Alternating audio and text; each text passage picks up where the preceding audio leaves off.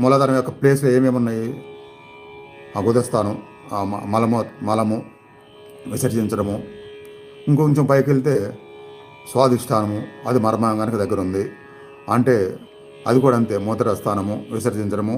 దాంతోపాటుగా మామూలుగా ఈ కామ కోరికలు ఇవి ఉంటాయి కదా, ఇవి ఒక మనిషికి విపరీతం అయిపోతాయి. అంటే మలం విపరీతంగా వస్తున్నా అది మోషన్స్ అనారోగ్యం, మూత్రం విపరీతంగా వస్తున్నా అది మూత్ర వ్యాధి, షుగరు, ఇవన్నీ అడవుతాయి.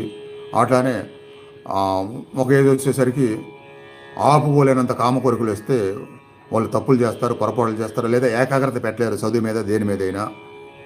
ఇలాంటివన్నీ ఈ సాధన వల్ల బ్యాలెన్స్ అవుతాయి, అట్లీస్ట్ బ్యాలెన్స్ అవుతాయి. ఆ కుండల్ని సంపూర్ణంగా జాగ్రత్త అవ్వకపోయినా ఈ భౌతిక నష్టాలు జరగకుండా బ్యాలెన్స్ అవుతాయి అన్నమాట. అందుకోసం ఈ సాధనలో ఫలితం తప్పకుండా ఉంటుంది.